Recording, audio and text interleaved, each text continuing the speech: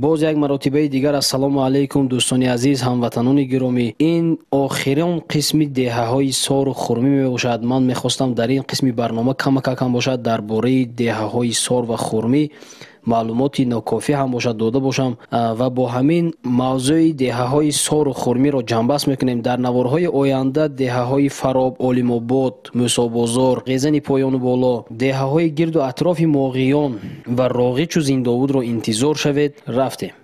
زینت روی زمین این دهه ساری من است، تاجیکستان را نگین این دهه ساری من است.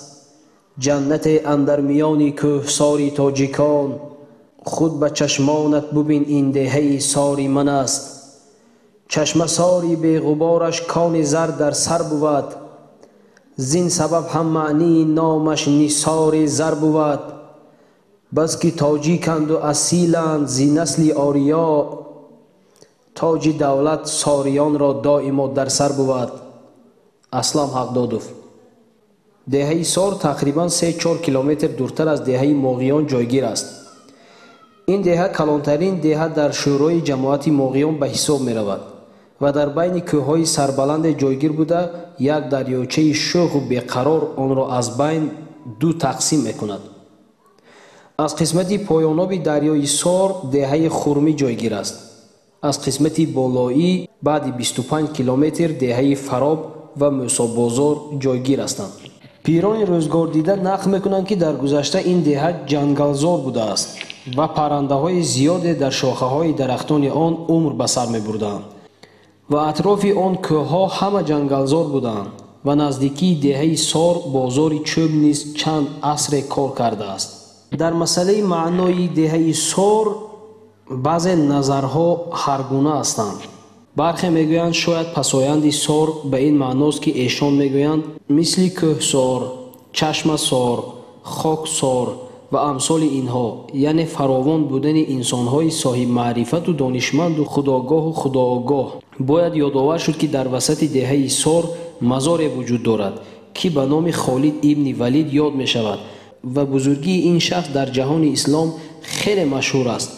در فرهنگ زبان فارسی آمده که سار پرنده است خوش‌آوازی سیاه رنگ که خالهای سفید دارد. به سبب حشراتخور و ملخخور بودنش به خواجگی قشلاق فایده‌ناک است. شرح نام سار در غیاث اللغات نیز چنین آمده است: سار مرغ است سیاه رنگی خوش‌آواز که خالهای سفید دارد و آن دفع ملخ میکند. از آن خاطر که اطراف دهه سار جنگل و درختزار بوده و پرنده خوش‌آواز سار زیاد مکان داشته است، شاید نام دهه را سار گذاشتند.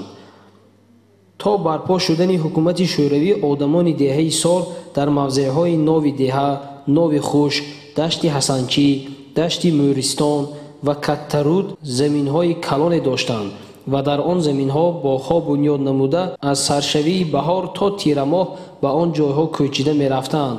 در یک گوشه زمین برای زندگی خودشان خانه‌چه می ساختند که آن را باغخانه نام می بردند. ناو دهه موضع بود که آدمان دهه و آدمان از گرد و اطراف می آمدگی در اینجا دم گرفته پس از آن از کوه‌ها فرآمده تا قشلاق‌های آخکوتل، شورچه، چینور و شهر پنجکین داخل شده مالهایشان را در بازارها می‌فروختند و چیزهای لازمه‌شان را گرفته باز بر راه عقبه به دهه‌هایشان برمیگشتند. ناو خشک از ناو دهه بالاتر موضع زیبایی است که در زمان استادان چوبتراش از چوب درختان سفیدار راست ناو می‌سازند و با واسطه حشر آن را از یک طرف سوی آبرو و سیلبیا به طرف دیگرش می‌گذرانند. در روز جمعه آب را از دریای حسنچی سر می‌دهند و یک چند گاو و گوسفندان را سر زده برای خلق آش خدایی می‌دهند. قسم زیادی باغات این منزل با آبی از ناو گذشته آبیاری کرده می‌شود و اهالی اینجا خرسند می‌شوند. پس از 3-4 روز آب خشک می‌شود. آدمان آب را جستجو می‌کنند و می‌بینند که آب به یک مشخانه در آمده رفته است. همین خیلی آهسته آهسته آب تماما خشک می‌شود و این موضع نام ناو خشک را می‌گیرد. کترود مکانی است که از کلمه ازبکی گرفته شده معنایش دریای کلان میباشد. این دریا از میان کوه‌ها جاری شده به دریای اساسی دهه سار که از لیلاق چرغانی و شخ زرد آغاز می‌یابد یک می‌شود ва ба як дарёи калон табдил ёфта аз байни деҳаҳои хурмӣ ва ғезанд гузашта ба дарёи Шин мерезад ва то дарёи бузурги Зарафшон рафта мерезад, ки он ба шаҳрҳои Самарқанду Бухоро ҷорӣ мегардад. дар ду тарафи дарё заминҳои ҳамвор ва боғҳои сермева доман паҳн кардаанд. арчазорони сарсабз ва манзараҳои зебои ин макон ба кас ҳаловат мебахшад. аз Каттаруд боло ағбаҳои зиёди овулнишин ба мисли Пасток, оби Миҷҷак ва ғайраҳо ҳастанд, ки маъмултарини онҳо Аспмурда мебошад. дар он ҷо асосан Усто Бобоҷон, Абдусаттор ва Абдуқодир овулнишинӣ мекарданд. дар болои ин мавзеъ кӯҳи Аспмурда ҷойгир аст, ки он хеле баланду зебо буда, дар он дарахтони арча, фарк, заранг, мушша, дӯлона, чакна ва дар пастиҳояш бошад дарахтони мевадиҳандаи чормағз, зардолу, шафтолу, гелос, себ ва ғайраҳо месабзиданд. оби чашмаҳо аз қуллаҳои кӯҳҳо ҷорӣ шуда ба поён мерехт ва дарёчаеро ташкил медод, ки онро дарёи Аспмурда мегуфтанд. дар замонҳои пеш бойҳои деҳа аз деҳаҳои Моғиону Фароб ва ҳатто аз шаҳри Ургут устоҳои чирадастро оварда дар канори ин дарё хонаҳои зебо бунёд карда он ҷо зиндагонӣ мекарданд. баъд аз солҳои 1901 ки дар ин ҷоҳо як дастаи калони одамони аспсавор ба ин кӯҳ омадаанд, одамон гурехта ба болооби Каттаруд кӯч бастанд ва то соли 1924 он ҷо маскан гирифта буданд.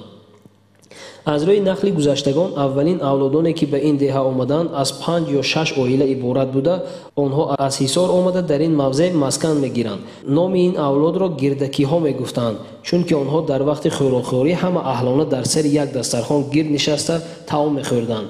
касби асосии онҳо тирандозӣ будааст ва ҳар рӯз аз ҳайвонҳои ҷангал яктоашро кушта ба мири ҳамонвақтаи Моғиён мебурданд ва гӯё хӯроки нисфирӯзии мирро ҳамин авлод таъмин мекардааст. гирдакиҳо одамони ба якдигар хеле меҳрубон буда, то ҳол мисли аҷдодони аввалаи худ аҳлона дар деҳа зиндагонӣ карда истоданд. бештар вақт оқсақолон ва роҳбарони деҳаро аз ҳамин авлод таъин мекарданд.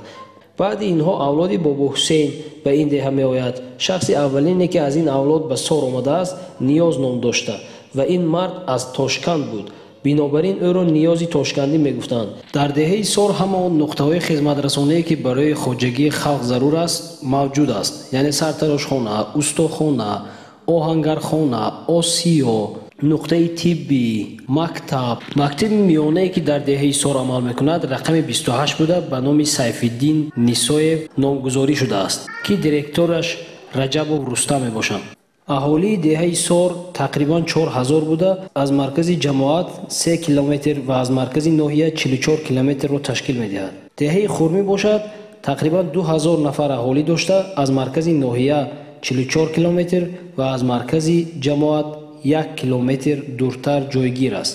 ногуфта намонад ки гирандаи шоҳҷоизаи даври ҷумҳурияви озмуни фурӯғи субҳи донои китоб аст дар соли 2020 Насриддинова Раъно маҳз аз ана ҳамин деҳаи Сор аст ва дастпарвари мактаби рақами 28 ҳамин деҳа мебошад, ки боиси ифтихори ҳар якояки мову шумо ҳамватанони азиз мебошад.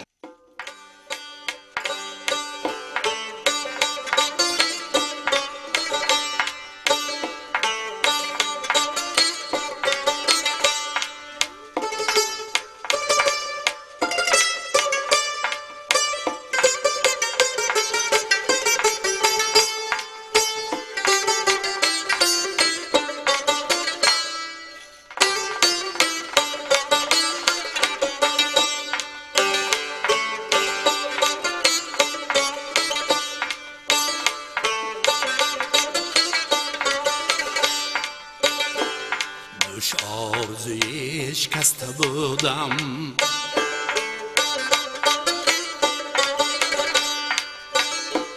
دوش آرزوی شکسته بودم، با زلفی کجش نشسته بودم، با زلفی کجش نشسته بودم.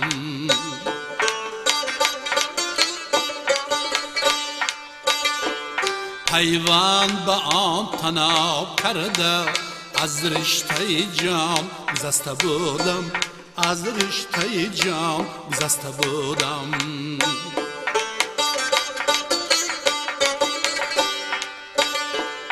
پیوند به آن تناب کرده، از رشته جان گذشته بودم، از رشته جان گذشته بودم.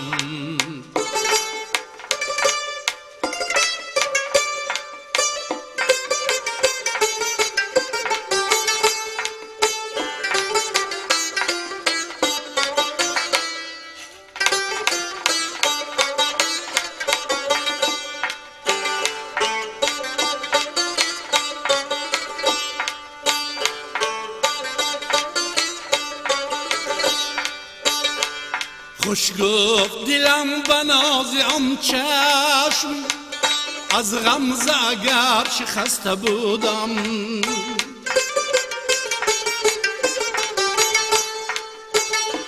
خوش گفت دلم به ناز آن چشم، از غمزه اگر شکسته بودم. تا بر کف پاش مالمین روی 100 بار به اشک شسته بودم، 100 بار به اشک شسته بودم.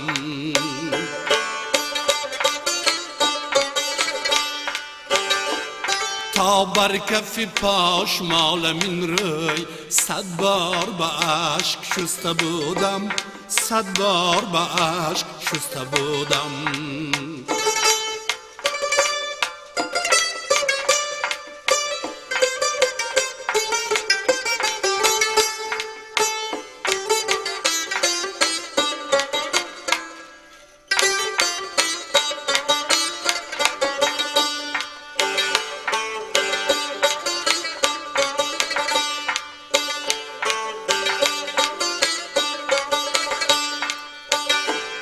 از آتش هجر چشم بدر آن شب چو سپنج جسته بودم.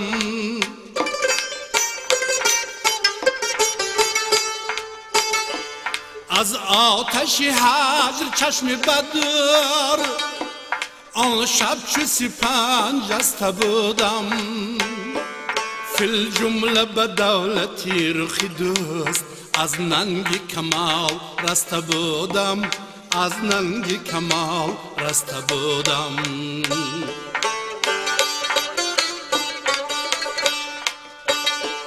فی الجمله به دولتی رخی دوست از ننگ کمال رسته بودم، از ننگ کمال رسته بودم.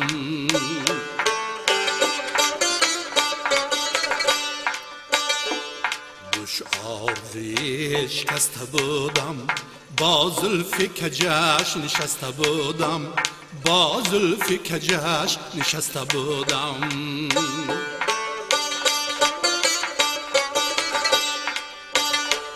پیوند به آن تناب کرده از رشته جان گذشته بودم، از رشته جان گذشته بودم.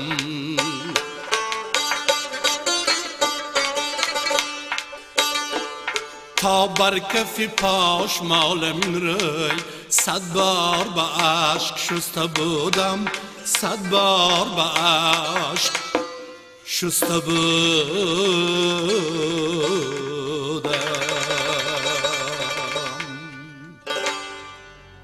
دستی هر ناکس مگیر در نیم راهی زندگی، ای یک قدم پیش از تو ماند پیشی پایت می دهد.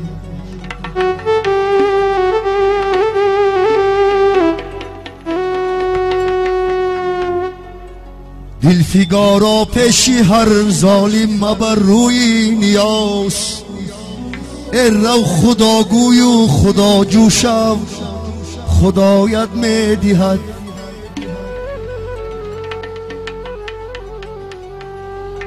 دلفگارا پیشی هر ظالم مبر روی نیاز، ای رو خداگوی و خدا جوشم خدایت می دهد.